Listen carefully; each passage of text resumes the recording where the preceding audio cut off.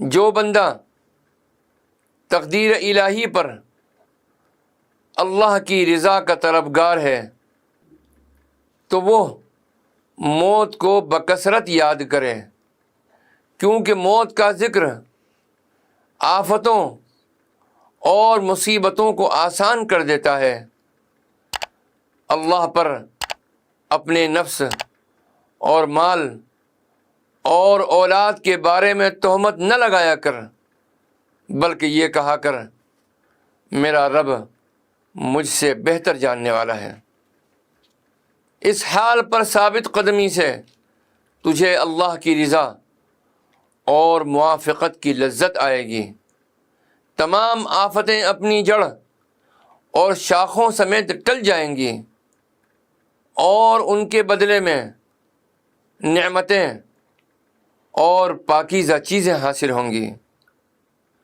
تو جب بھی کسی مصیبت میں اللہ کی رضا کے ساتھ موافقت کرے گا اور اس سے لذت پائے گا تو تیرے لیے ہر سمت سے نعمتیں آئیں گی۔ تجھ پر افسوس ہے اے غافل، تو غیر کی طلب میں اس سے لاپرواہ نہ ہو۔ تو کب تک اس سے رزق میں کشادگی چاہے گا؟ ممکن ہے یہ طلب تیرے لیے فتنہ ہو اور اس کی خبر نہ ہو۔ تجھے یہ معلوم نہیں کہ کس چیز میں بھلائی ہے؟ خاموشی اختیار کر اور تقدیر سے موافق ہو۔ اللہ کے کاموں میں اس کی رضامندی اور سب احوال میں شکر طلب کر۔ رزق کی کشادگی بغیر شکر کے فتنہ ہے، رزق کی تنگی بغیر صبر کے فتنہ ہے۔ شکر نعمتیں بڑھاتا ہے اور اللہ کے قریب کرتا ہے، اور صبر تیرے دل کے قدموں کو استقامت دیتا ہے اور اس کی تائید وہ مدد کرتا ہے، اور کامیابی وہ فتح مندی دلاتا ہے۔ دنیا و آخرت میں صبر کا انجام نیک اور حسین ہے۔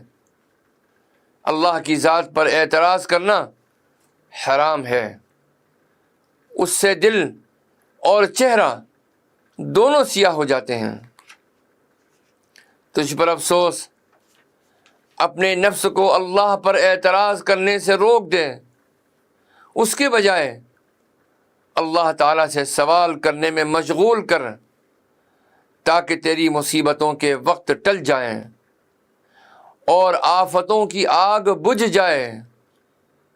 اے اللہ کی طلب کا دعویٰ کرنے والے اور اس کی رحمت اور محبت کے خزانوں کا علم رکھنے والے، اس تک پہنچنے سے پہلے تو جب تک راستے میں رہے اس سے سوال کرتا رہے۔ جب راستے میں حیران ہو تو یہ عرض کر یا دلیل المتحیرین دلنی، اے حیرانوں کے رہبر میری رہنمائی فرما۔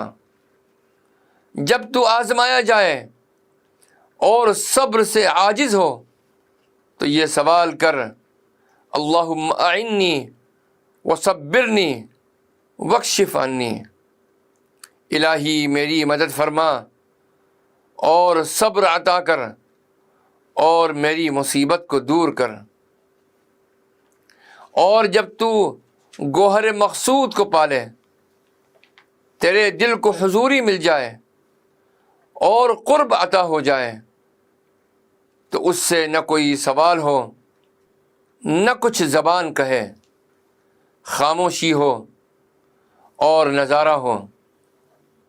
تیری مہمان کی حیثیت ہوگی، اور مہمان کسی طرح کی فرمائش نہیں کرتا بلکہ حسن ادب کو ملحوظ رکھتا ہے۔ جو کچھ پیش ہو کھا لیتا ہے، جو کچھ دیا جائے لے لیتا ہے، مگر جب میزبان کہے کوئی فرمائش کر، تب حکم کی تعمیل میں بے اختیار خواہش کا اظہار کر دیتا ہے۔